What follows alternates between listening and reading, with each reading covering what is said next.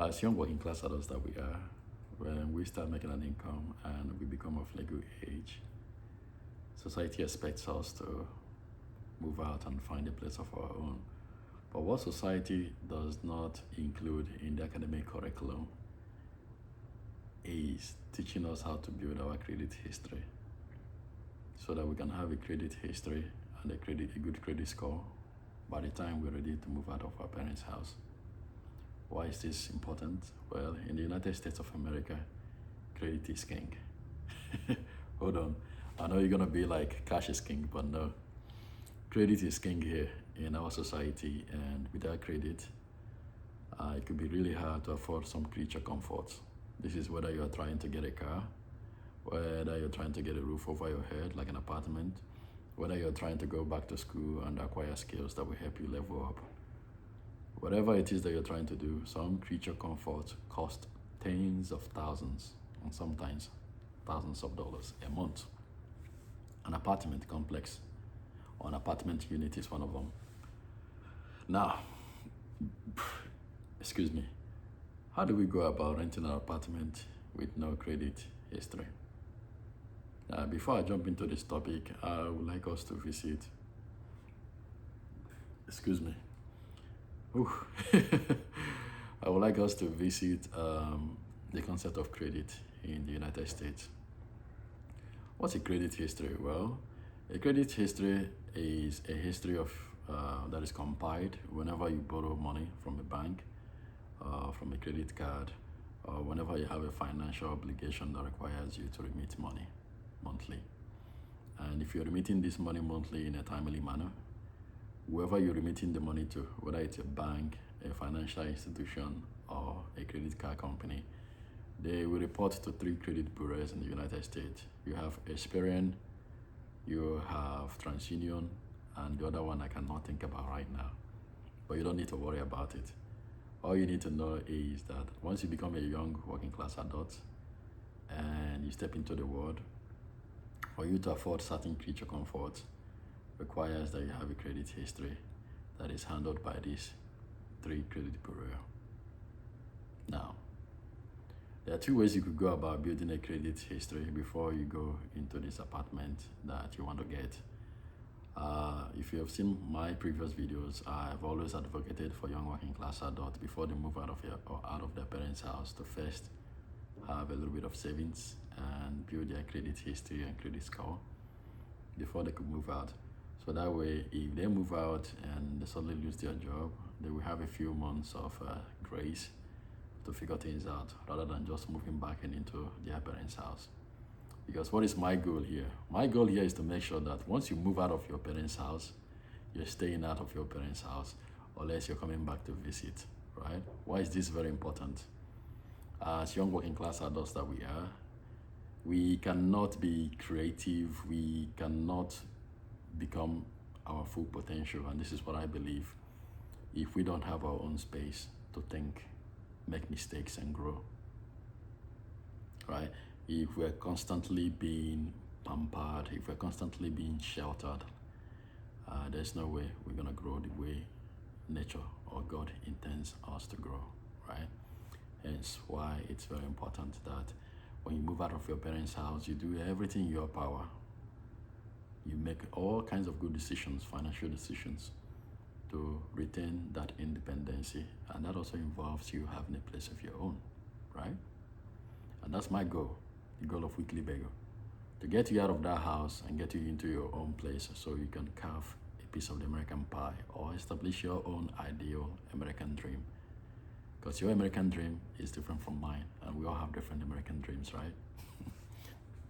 Anyway, as I previously mentioned, there is a way that I wanted to go about this that I made in the previous video, and that is you either taking 8 months to 1 year to build this credit history and a good credit score. And you can only do this if you go to your bank and you ask them for something called a secure credit card. Now, what is a secure credit card? A secure credit card is a credit card that a bank gives you, and the bank wants you to make a deposit, and the deposit is tied to your credit card. And that credit card that you have, whatever you spend on that credit card, you can never spend more than the deposit that you make. Take for instance, the bank asks you to put $500 down. That $500 is your credit limit. That's the most you could spend on that credit card. Now, the reason of you having to put down money to get that credit card is just in case if you're struggling to make payments of debts on that credit card, the bank can easily go into that money that you deposited and pay your debt. And while they're doing that, at the end of every month, they will report to a credit bureau. And the credit bureau will, compile a report of how good you are at making payments on time and whether you're very consistent. And if you are, they will rate your ability to make the money, make back the money that you borrowed, pay back the money that you borrowed, and then they will give you points. And this point is what is called a credit score. It accumulates. When you miss a credit payment, some points are deducted, and that goes on your record too. And as a result, you may have a bad credit score. So that's how you build your credit history. You're gonna go to your bank, get a secure credit card, and then you spend on it. And make sure that when it's time for you to pay the money back, you're making payments on a timely manner, so that when the bank reports to a credit bureau, they're doing good reports on that, and credit bureau is rewarding you with good points, and that will make your credit score look good at the end of 8 months to 1 year. And now you can move if you want to, right? Now, another way you could do this is you could make a lot of money. Remember, the goal of apartment complex is to generate revenue for whatever company that owns the apartment complex. When they have apartment units, they want to rent it out to people, and they want to make money out of each apartment unit. Now, apartments will always run two kinds of credit backgrounds on you. Sorry, they will run two kinds of background check on you. They will do a criminal background check to make sure that you're not going to be a danger unto yourself and your neighbors. And then they will also run a credit background check to see whether you have a history of owing debt. See why I told you that in the United States, credit is king. That for you to get most creature comfort, you have to have a good credit history or a fair or good credit score. Because services like apartment complexes that will give you access to a creature comfort like shelter want to make sure that you don't have a habit of owing money, and they will run a credit background check on you. And what that credit report will show is if you have owned money in the past, and when you own money in the past, were you able to pay those monthly dues on time? Were you able to do that? Or did you stop paying money? And from that, they can decide whether to rent the apartment unit on you, because that tells them, hey, we are going to have the same problem if we rent an apartment unit to you. It's going to take forever for you to pay rent. We have to knock on the door every time to be like, hey, guy, man, look, hey, girl, listen, it's been 6 months and you haven't paid rent yet. And trust me, apartment complex, they don't want to deal with that, right? So that's why they usually do that credit background check to get the bad ones out from the good ones, and then rent the apartment units to the good ones, hoping that they are continue to be good and pay their rent on time. Now, in your situation, you don't have a credit history, right? What you're going to do is you are going to use your income to charm your way into an apartment. And let me tell you this, it works. If you're making a lot of money, but you have never borrowed before, basically you don't have any credit history, all you have to do is just print out 6 months of income statement. This is especially if you're making 3 times or 4 times or 5 times the rent price. Take it to the apartment complex and be like, hey, I don't have a credit history, I'm just starting out, but I make a lot of money and my income is consistent, right? Take that income statement and give it to them, and when they go through it, they will see you as a possible candidate. Because remember, at the end of the day, apartment complexes, they want to fill up those empty apartment units, right, and make money out of it. So if your income is coming in constantly and you're making way more than the rental price, they will rent out to you. That's how it works. Now, the second way you could go about this is you could go get somebody to sign for you. It's called a co-signer or a guarantor. Personally, I will never sign for anybody because people are fond of disappointing other people, right? A friend that you think is a very good friend, once you sign for that person, the person could disappoint you.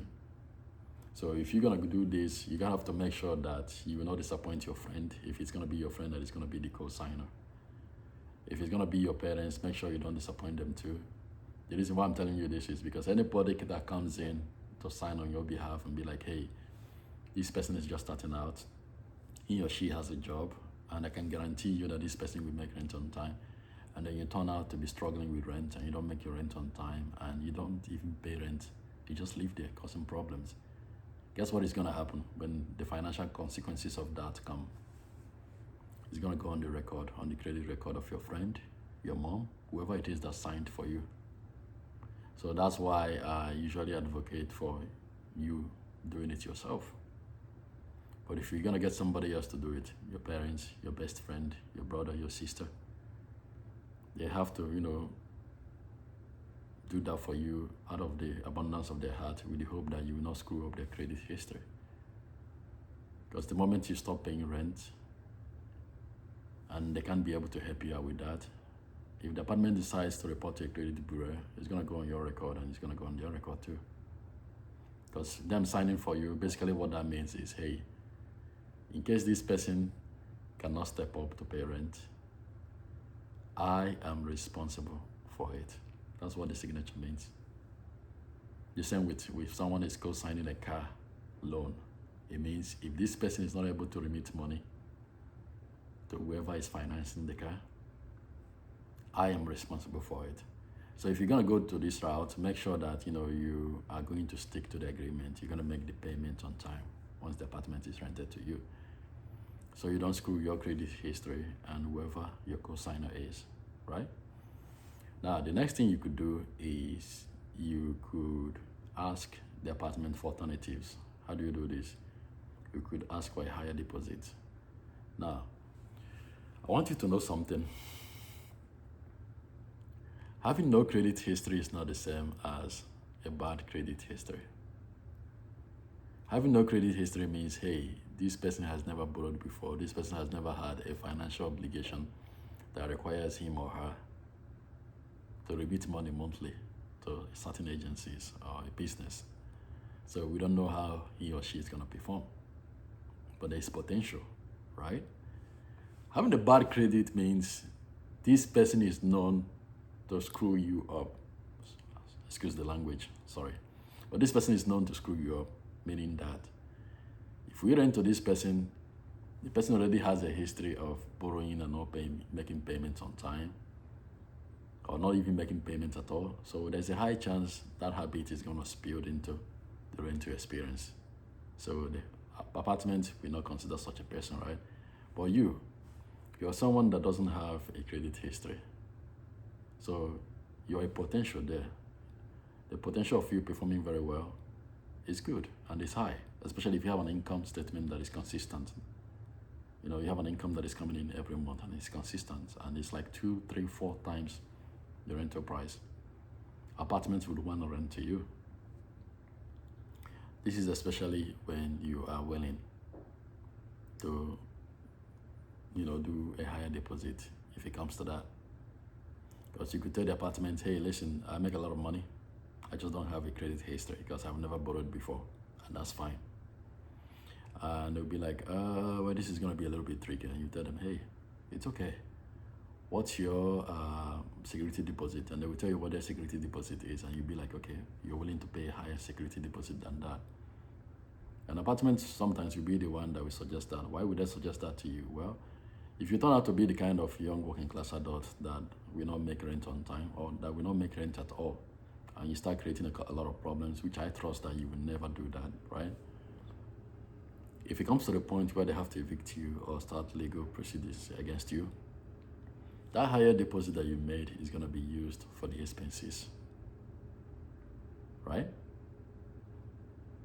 Now, if the security deposit was $150 and you paid $150, and you start giving them problem, and they decide to evict you, and they start a legal process, and the legal process is costing them $500. They're at a loss now, right? Because you made a security deposit of $150, and the cost of getting you out of the apartment is $500. That's why apartments will ask for a higher security deposit, or they're open to it if you suggest it.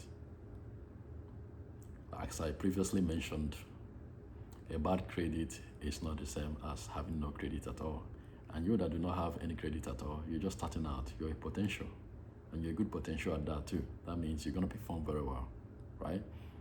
All you need to do to that apartment is to show proof of you being able to make the rent and suggest a higher deposit, a security deposit. And you know, security deposit is something you pay once, right? So if the security deposit is 500 and you suggest 1,000 or 1,500, apartments will take that. Because remember, at the end of the lease contract, you still get that money back, especially if your apartment is not ruined. The apartment is okay. You did not break the window glasses. You did not destroy or damage anything in there. You're going to get that 1,500 back. So if that's what it takes for you to get that apartment, hey, come up with it and then make the deposit and get your place of your own so you can start your life. To conclude this video that I made, you can get an apartment when you don't have a credit history. A credit history, not having no credit history is not the same as having a bad credit, right? Because it means that you have never borrowed before. So therefore there's a potential, right? And you can convince the apartment to give you an apartment unit or to lease to you if you are making 2 to 3 times what the rental price is. And there was even a video I made, you know, how much should you pay for rent? And I was talking about, as a young working class adult, if you are going to get an apartment, right, you should go for either a studio or a 1-bedroom. This is especially if you're single and you have no children. Why is this important? Well, you want a situation whereby after paying your rent and your other necessary expenses, you have some money left for you to put aside. And you're doing that because of rainy days, because you're gonna have a lot of them, right? As someone that is starting out, you might walk in one day and your boss might be having a bad day and you do something, and that's the day he or she decides to remind you of your past performances, how bad it is, and you get fired. Listen, I am telling you the reality of an adult life. It's a very fun journey, but you have to go into the journey protecting yourself and being selfish about your own financial security. And you do that by lowering your cost so you can squirrel away some money. That includes getting a cheap apartment. On the video, you know, I explained about how if you're single and you don't have children, go for a cheap apartment in the cheap part of town. You have no business being in the rich part of town. You have no business being in the upper middle class part of town. Because apartments over there are going to cost a lot of money. It's going to cost 80, 90, 100% of your paycheck. Some of them are even going to cost more than what you're making right now, right? As an adult that is starting out. So find that cheap, affordable part of town and you know, find apartments that are cheap over there and then rent it out. Because remember that you're starting out. And since you're starting out, you have what? You have a good potential. You have big potential. You have so many things you're still about to do. So a cheap apartment is not going to mean anything, right? And if your friends, you know, are renting big apartments and they're 60, 70, 80% of their paycheck is going in there, why they have other responsibilities and they're struggling, don't be like your friends. Find out what you want, and what you want in this, you know, adult journey is to eventually achieve financial freedom, right? And you wouldn't be able to achieve that if you're struggling so much that if a major life challenge hits you right now, there's a high chance you're gonna move back into your parents' house. And I do not want you moving back into your parents' house. That's why I started this. Weekly Beggar, it's all about when you move out of your parents' house, you stay out of your parents' house.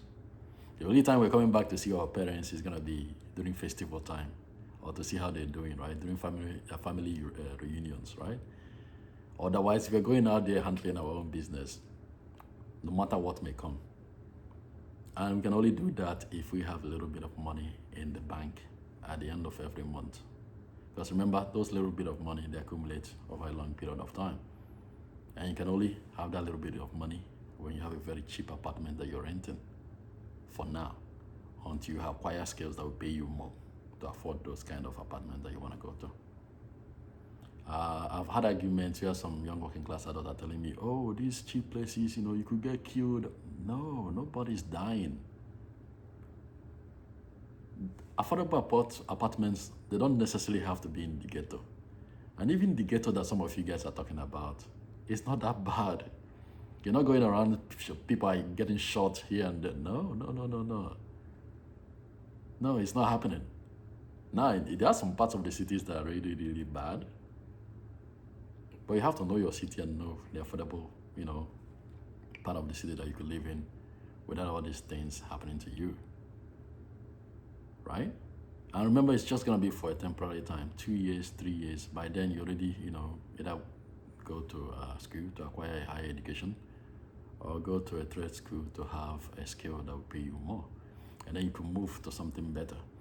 But right now that you're starting out and you're in the food industry, you're in the manufacturing sector, you're an assembler, you're a barista at Starbucks, you're an Amazon warehouse package handler, whatever it is that you're doing, you have to go cheap with the apartment because you're starting out.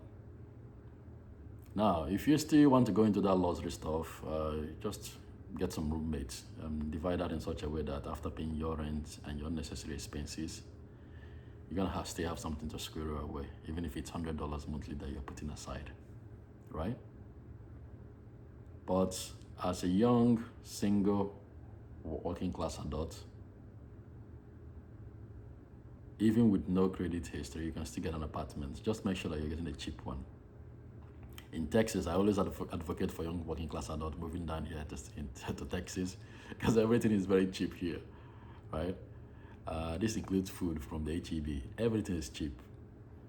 I remember the first apartment I had here, I was paying $650. It was a 1-bedroom apartment with a living room, with a kitchen, a closet, restroom. Big. Too big for me because it was just me. And then my last 1-bedroom apartment, how much was I paying? I was paying, I started with $850 and then it jumped to $927. Very big, too big for me. 1-bedroom apartment, a living room, kitchen and all that in there. So if you look around, you're gonna find those cheap apartments. And if you don't have any credit history, that's not gonna stop you. But if you do everything that I mentioned here, you are going to get an apartment for yourself. Remember, you have to show that you have an income that is consistent, is coming in every month. And your income is 2, 3, 4 times the rental price, right? What do I mean by this? If your rental price is gonna be $900, you're making $1,800 or $2,700. And if you don't wanna use a co-signer, you could offer to pay a higher security deposit, and the apartment will rent that thing to you. They will rent their units to you. I can assure you that. And that's all I've got to tell you today. Don't be afraid to move out of your parents' house. You need to get the hell out of there. As long as you are an adult already and you have an income coming in, you're gonna have so much peace of mind, and it will help you, innovate. Because remember, I personally believe, I'm Mr. Chime, and I personally believe that as a young working class adult, you are a diamond. What do I mean by this? You can only shine and be more valuable to yourself and society when you have figured out yourself. And you can only figure out yourself through pressure. Where is this pressure going to come in? From challenges that life throws at you. You cannot have most of these challenges if you're living with your parents. You wouldn't know your full potential. You wouldn't know what you're capable of, right? But when you get a place of your own, not only will you have a peace of mind, but when challenges come, you're going to be innovative in solving those challenges. You're going to be very creative in the way you solve these challenges. And this will make you strong. This will make you smart. This will make you clever. Because you're coming up with original ways to solve problems that pertain to you. And guess what is happening at the same time? You're growing steadily, year by year. That's you. That's you. Or that will be you when you make that move. So don't let not having a credit history stop you from making this move.